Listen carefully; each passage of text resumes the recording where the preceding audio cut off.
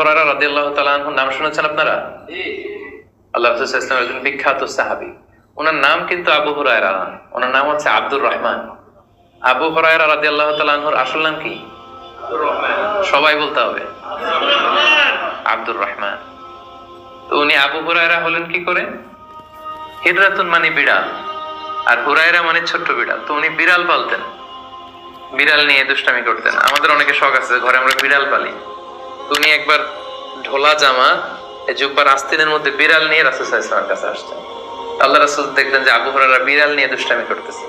তো আল্লাহ রাসূল সাল্লাল্লাহু আলাইহি ওয়াসাল্লাম রসিকতা করে মজা করে ডাক দিলেন, ইয়া আবা হুরায়রা, এই বিড়ালের বাবা। আসলে নাম কি ছিল? আব্দুর রহমান। টাকা দরকার ছিল ইয়া আব্দুর রহমান। এটা না রেখে রাসূল সাল্লাল্লাহু আলাইহি ওয়াসাল্লাম মজা করে বললেন, ইয়া আবা হুরায়রা, এ বিড়ালের বাবা।